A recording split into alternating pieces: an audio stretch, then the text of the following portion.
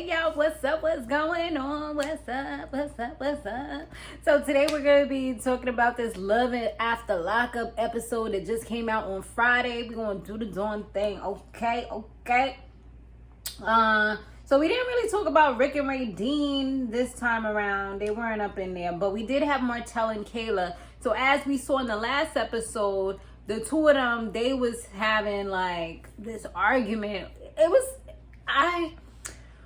I don't want to say it was silly because I understand how Kayla felt, and the fact that he didn't like apologize was upsetting her, and it's like the fact that he couldn't understand the reason why she felt like she was disrespected. Like maybe for him he thought it was just light or whatever, but she's literally telling you like, I feel disrespected, and for you to kind of like blow it off is you know, it's kind of messed up.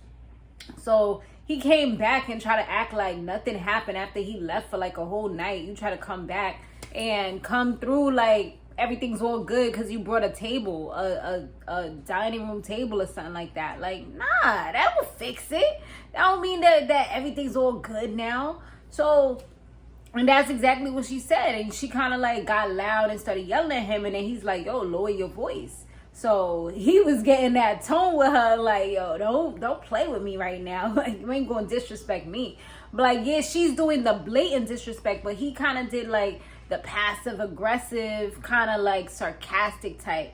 You know, at the end of the day, he didn't really have to ask that, or he could have just took a rag and cleaned it, or, you know, he could have asked her off camera at the end of the day, because you gotta realize that you're on camera. You know what I mean? Like, so some people is gonna feel some type of way because maybe they pride themselves in being a clean person, and by you saying that, you just kind of, you didn't celebrate her wins. All you did was kind of find something that was negative to kind of highlight that. So that's kind of where that was. And I mean, from what I see, he was saying, then he started talking about he was about to go get, he's hungry, he's gonna get some shrimp Alfredo, and he's gonna get it from the strip club. So once again, he's trying to like escape the argument. I mean, I see what he does. He just tries to, he's like an escapist. Like, he just doesn't want to argue. He doesn't want to do all that stuff. Hey, child, it was making me my night tea, so I had to turn it off. But yeah, so that's what happened. And then he kind of played with her because he was like, well, you know what? You want me to apologize? I apologize if I made you feel any type of, if I made you feel like you were disrespected. If I made you, and then he was like, but I didn't disrespect you, so I can't apologize for that. He said something along those lines, like pretty much almost like pretended he was giving her what she wanted. She was starting to get that glow back. Then he pretty much ripped the rug from under her legs and just made her fall. You know what I mean? Like, that's pretty much what he did. I'm sorry, y'all, my phone. So Lacey and Antoine, they was next, and he was pretty much in this episode, he was about to get released, and I don't know, we'll see how they go. I mean, they didn't show too much about them two. He's been in jail for dumb long, so yeah, the last thing that he been in jail like multiple times, I should say, and the last thing that he did was he kind of like he had like a high-speed chase. Then he got caught. So this guy, I don't know. We're going to see if he's serious. And that's her fear, is that he's like not serious about anything. And his mother, she's always getting super wasted. So she's trying to have like something for him. But she's like, you know, she don't want the mother to ruin it. And I think she wants him to meet her sister as well. So we'll see how that goes in the next episode. And guys, definitely make sure that if you haven't yet subscribed and joined our family, that you do, so you can see our weekly videos. If you have any videos that you would like me to review, definitely make note of it. You know, I'm thinking about this show on Zeus, but I don't know. We'll see. It's called Bad Boys something. Bad Boys Club? No, it's Bad Boys something. I'm thinking about it because it's kind of interesting. I might want to talk to y'all about it. But if y'all have any shows, you know, I can take it into consideration depending on my schedule. I'll see if I could slip it in there. You know what I'm saying? So now, what else? Who else we had? We did Lacey and Antoine. Chance and Taylor. I don't know, this Chance dude, like, he rubs me the wrong way. He been rubbing me the wrong way since I seen him talking at the prison. He just seems so controlling, and I'm not with the controlling stuff. Like, I've dealt with that years ago when I was like a teenager. So I see all the red flags in them. You know, the ones that they be dancing in. You know, these women, they just dancing. They acting like it's carnival. I keep telling y'all every episode, that's what these women is doing. So now, they asked Bobby to watch the kids because they wanted to go and get their freak on, okay, and reconnect is what Taylor said they was gonna do. So they do that or whatever. They come back, and I guess she was in the room. The kids is kind of like doing their own thing. I mean, I see. I mean, it's good to have somebody in the house, but if they were to do something crazy, if they was to be playing with fire, she wouldn't know unless she was actually out there with them. Like, you in your room, it's almost like nobody's there. Like, unless they start screaming or crying, then you don't know what's going on with them, you know? So I don't know if that's the best method of watching kids. And, you know, it's kind of looking a little neglectful, especially on camera. So he did mention that, but I feel like the way that he put it out there is just, he's just acting like he's controlling the whole situation. He's like, oh, your Bobby's not gonna watch you anymore. And telling the kids this, which I feel like he's way out of line for that. You're not their father. You just been there like a month. Probably, I don't even think it was a full month, unless, you know, I don't think they said how many days, but the last episode, it was like only a couple of days, like 3-4 days. Now it's probably, I don't know, you know, the time difference or whatever. But dude, at the end of the day, he hasn't been there for a long period of time, and you talking to these kids and telling them that they can't watch them anymore, and talking about she needs to leave and stuff like this. And, you know, one of the kids said something along the lines of, this is mommy's house and she makes the rules. I'm like, okay. And then he's like, well, maybe I should get my own house so I could be the one to make the rules. And I'm like, you shouldn't be talking to her kids like that. She needs to speak up and say a little more. Like, I see her speaking up, but if that was me, I'll be on some crazy stuff. Like, don't talk to, like, when it comes to, like, my kid, and especially if you haven't been in their life like that, or if they haven't done anything wrong, you're not going to do that. You're not going to be disciplining them like crazy. You're not going to put your hands on them, you know? Like, there's a certain way, and if I have to pull you aside so we're not arguing in front of the kids, then that's what I'm going to do. We're going to step outside or something, you know? But all of that, he's doing everything right in front of them so that they can know exactly what's going on, which I feel is messed up. She got so upset that she ended up leaving because she's like, I'm doing the same thing that they do every night. You know what I mean? Like, so I'm guessing that they probably have the kids out in the living room, and they probably be in their room or whatever, you know, talking or you know, whatever, and the kids are doing their own thing. So I get why she would be mad, especially if this has been their routine for the longest, and then now this man is coming and trying to switch up everything like he runs the place. So Tiffany and Kevin, they're next, and yo, Kevin literally knocked homie up out, okay? Like, on some Friday stuff, like, for real. He gave him a one punch, and the man falling on the floor, and you see is the little Tweety birds, the little birds circling. Like, I felt like it was a cartoon. Dude was really out, and Kevin, he was out. He wasn't playing that. He almost ran over the man. And I'm like, yo, there's literally a police officer right there. You know, she's coming out of, I guess, the halfway house. There's literally a police officer right there.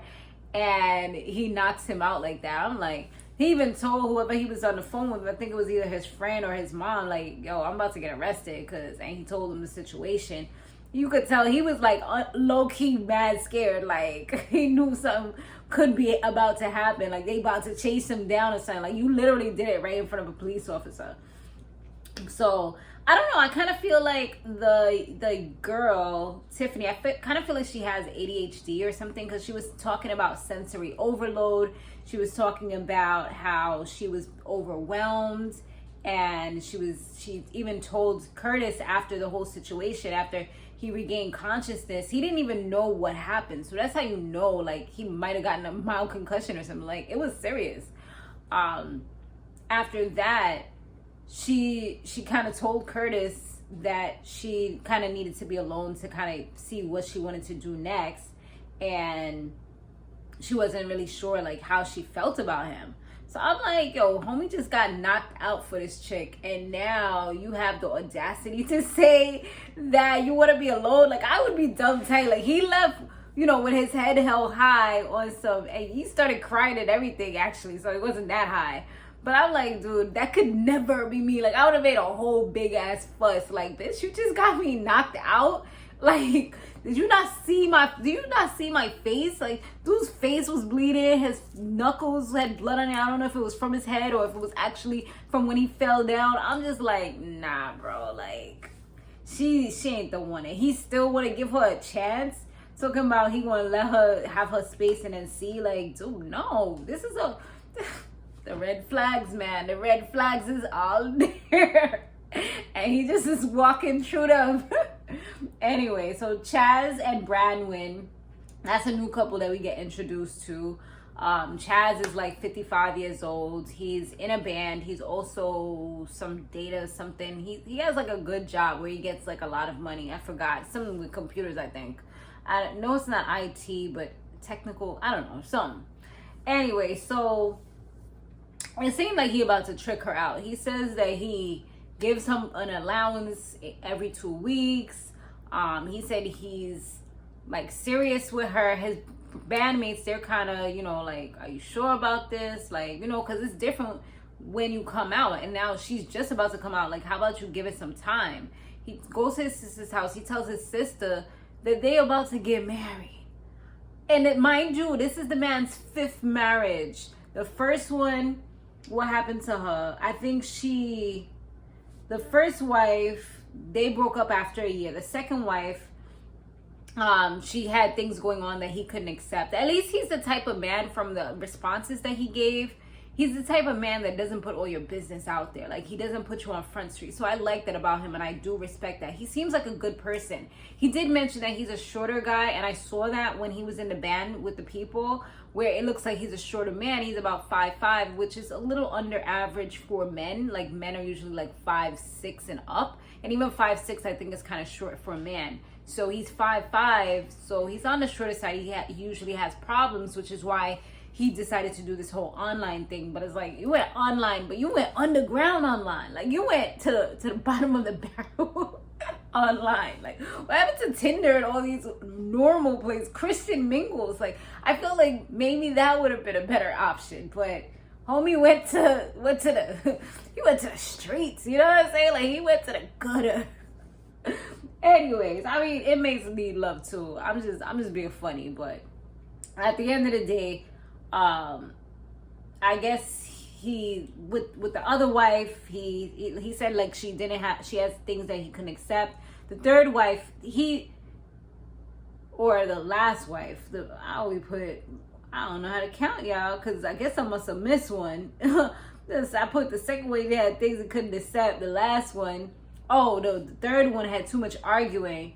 And then the last one, she, I guess, was addicted to opioids. But the way that he worded it, it sounds so like if you were doing a resume and you work at McDonald's, but you say like, you know, I worked at a luxury restaurant where I would serve the patrons. You know, like, you just make the word sound so much better than what it really is. Like, instead of being like, oh, I worked at McDonald's. You know what I'm saying? So he definitely has a way with words. You know, I could get him to do my resume over. You know what I'm saying? From the way he was talking. But anyway, so that's what it seemed. And she ended up passing away from that, unfortunately. So his sister is really like against the whole thing at this point, because she's seen him get used. She's seen him be with people that weren't the best for him, or that had addictions or issues. So right now, and she even tells Brandon, you know, that she's worried about this whole situation, and she thinks that it's fast, you know. And I definitely agree with her, especially if he has this type of track record. Finally, we have Harry and Indy. I always leave them for the last because they have so much going on. They're one of the most exciting couples that are here. So they went to a psychic. She mentioned that she felt anger. And of course, Harry actually started getting angry and, you know, kind of defensive about it and didn't want anybody to tell him anything. I mean, from the get-go, he wasn't really into the whole situation. He doesn't really believe in all this stuff. He feels like it's a sham. And he felt like she said something, I think she said the anger part, she said, one of you, I'm feeling it, or something like that. And Indy ended up looking at him and she was like, you know, I feel like it's from you or something. But she said it before she looked at him, but he initially felt like, oh, you had a cue, like that's how you knew it was me, you know what I'm saying? And I'm not angry. I'm like I'm like, dude is mad defensive. Like I can't have good conversations with people like that when all they're gonna do is play victim, or all they're gonna do is always say that they're not wrong even when they are. Like, you know, it's all about accountability. I mean, we all have the moments, but it seems, I don't know if that's just the way they edit it, but it just seems like he has those moments a lot, and he needs a lot of healing. He needs a lot of self-reflection and things like that, because I feel like he has the potential to be like a really good person, and I feel like the psychic kind of said that. I felt like some of the things she was saying was just being nice, maybe to not upset him. She said that as far as marriage and babies and stuff like that goes, they need to take baby steps. And that's when miraculously he was on her side, because she said things that he's been saying.